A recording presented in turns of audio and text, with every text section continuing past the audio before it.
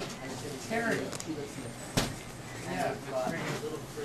Jesus, I haven't seen her since 1987. Nice back here. Totally the kids. What's that? Nice back here. Yeah. So this is Commons Grounds then. This is the name Commons Ground. I signed the paper. Okay. So let's see where. She's got red hair now too. Okay. So here we are. Today is May. What is it? May 11th. Yeah, May 11th. And it's just coming to an end. I think it's been 5 days since I stayed here in Castlegar, and my girlfriend Robyn here looked after me throughout the whole days. He did too many things to mention, like he did all kinds of stuff. Every day he was there at the hotel to pick me up, arranged the food here, arranged so many activities, and it was great having Robyn around as usual. And so now we're going to the bus station where I got to make my way to the next community, which is Penticton.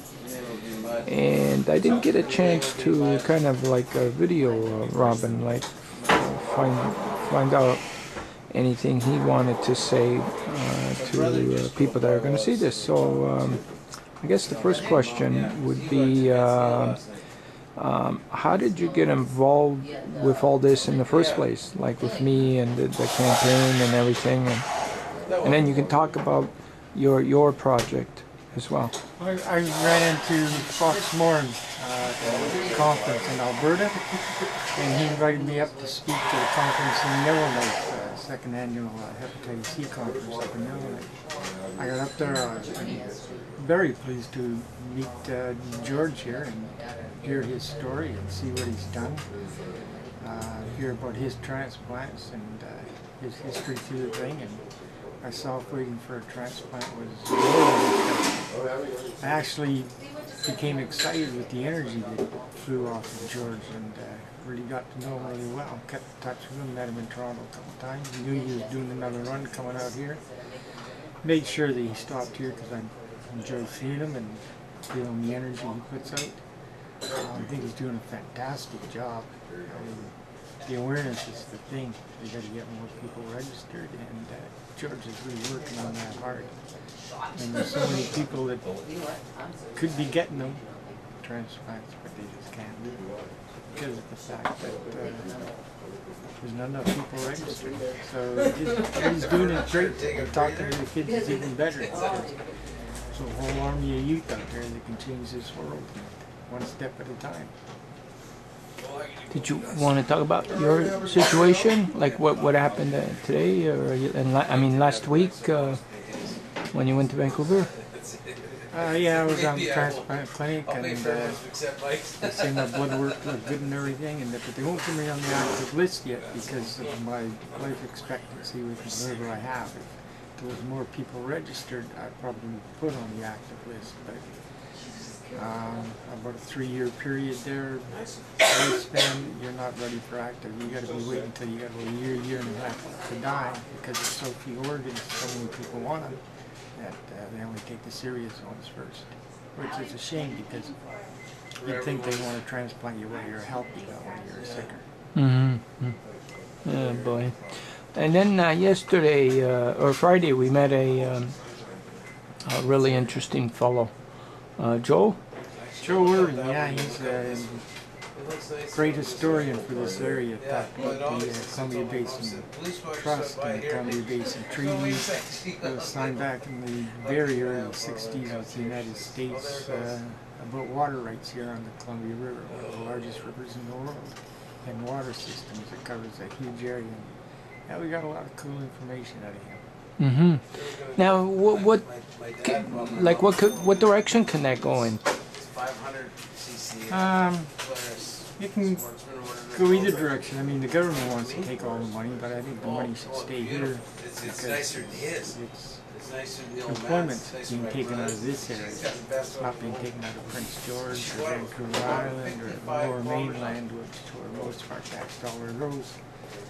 So to keep it here is great, and it helps little groups around here. I got a foundation, started up an international foundation to help children all out through the world dealing with AIDS. I mean, it's great that these big organizations go to Africa and all over the place to find cures and medications for people with AIDS and everything. But once that job is done, they leave, and there's, half the population of orphan children sitting around doing, well, what do we do with them? Well, I want to put some money back in the communities to help these children, give them an education, give them something to dream about. And you look into the eyes of these kids, and you'll see a smile. You'll see a kid like you see normally, like your kids, my kids. And, if you really want to find out, like their situations, look deep in their eyes and ask them one question. I mean, I don't want this to be humorous or shocking, but you look into their eyes and you say one question to them, and you'll see a completely different kid than you see every day. It's a question you ask the kids all the time, and you say to this kid, what do you want to be when you grow up? I mean, that's shocking to them, because growing up, it's the furthest thing on their mind. Mm-hmm. So Joe was saying that the Columbia has a lot of potential to do much more than it's doing as far as being a power source and many other things. That it's one of the most undiscovered and untapped to areas probably in the world. Well, there's fisheries that were lost through the treaty when we signed with the United States. It used to be the largest salmon spawning river in the world was here. And now you go down the river, salmon don't come up here at all. None. Not one salmon gets through that Vancouver Dam there. It's put on the Columbia because of this treaty. So it's a shame that a huge fishing industry was lost. Employment from construction, money lost for keeping it here. The water could have been diverted somewhere else. But could it be have we not tapped into its potential source for energy? No, we haven't. But with the treaty, it's hard to explain. You got to read the treaty to find out what we're allowed to do. It's restricted. It's restricted to the point where actually we sold more water. Right. So, but if he was telling me about this General McNaughton, who was way ahead of his time, and he said that at that time he had constructed a plan on how to tap into that water for an energy source, and nobody would need any